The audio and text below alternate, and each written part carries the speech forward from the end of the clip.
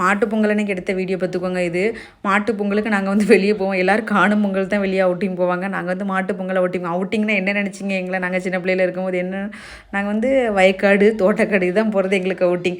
எங்கேயும் வெளியெல்லாம் எங்கள் அம்மா அப்பாலாம் எங்கேயும் கூட்டு போக மாட்டாங்க. அந்த தோட்டக்காடு வயக்காட்டுக்கு போகிறதுக்குள்ளே அம்மா அப்பாட்ட பெர்மிஷன் வாங்கிறதுக்கு முன்னாடி போதும்னு ஆயிரும். அப்பாடி சாமி, அதுக்கு முந்தின நாள் நைட்டே பிளான் பண்ணியா ஒன்று கூடி அங்கே போகணும், அந்த தோட்டத்துக்கு போகணும், இந்த தோட்டத்துக்கு போகணும், அந்த கிணத்துல குளிக்கணும், அந்த குளத்துல குளிக்கணும்னு சொல்லி பிளான் பண்ணியாவும்.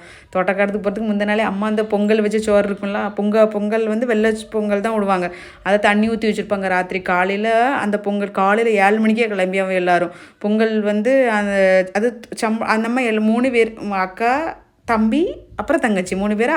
அந்த 3 பேருக்கு சாப்பாடுனா தனித்தனியாக சாப்பாடு கொண்டு போகும். ஒரே கூடையில் தான் அம்மா வச்சு தருவாங்க. பெரிய வாளி எடுத்துருவாங்க. வாளியில் சாப்பாடு 3 பேத்துக்கும் சேர்த்து வச்சுட்டு அப்புறம் சம்படத்தில் குழம்பு கூட்டு மாதிரி தானே இருக்கும் அந்த குழம்பு. அதை முந்தின நாள் வச்சு சாம்பார் அவியல் எல்லாத்தையும் உள்ளே போட்டு வச்சுருப்பாங்க. சூப்பராக இருக்கும் அந்த குழம்பு. இந்த இடி சாம்பாரெல்லாம் போட்டு, இடி சாம்பார் அதுக்குள்ளே அவியல் எல்லாம் போட்டு வச்சுருப்பாங்க. செம்மையாக இருக்கும் அந்த குழம்பு. அதை தான் சாப்பிடுவோம். அது அப்புறம் கரும்பு கிழங்கு இதெல்லாம் எடுத்துகிட்டு போவோம். அப்புறம் முந்தின நாள் கன்னிக்கு வச்சு அதுக்கு வைக்கும்போது இந்த வடைலாம் சுட்டிருப்பாங்க அம்மா. வடை பணியாரம் அதெல்லாம் சுட்டிருப்பாங்க. அதெல்லாம் எடுத்து வச்சுக்கிடுவோம். எல்லாத்தையும் எடுத்து கொண்டு போய் எல்லாத்தையும் சாப்பிட்டாவும் கொண்டுட்டு போய் ஒரே கண்ணாமூச்சி விளையாடுறது, ஓடி பிடிச்சி விளையாடுறது, குளிக்கிறது, சாப்பிட்றது இதுதான் நடக்கும் ஃபுல்லாக. இது மாதிரி தான் போவோம். இந்த மாதிரி நீங்கள்லாம் போயிருக்கீங்களான்னு சொல்லி கமெண்டில் சொல்லுங்கள்.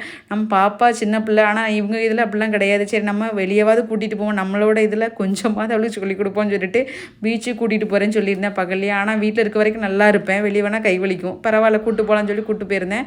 பீச்சுக்கு போயிட்டு வீட்டுக்கு கிளம்பியாச்சு. வீடியோ பிடிச்சிருந்தா லைக் பண்ணுங்கள், சப்ஸ்கிரைப் பண்ணிக்கோங்க.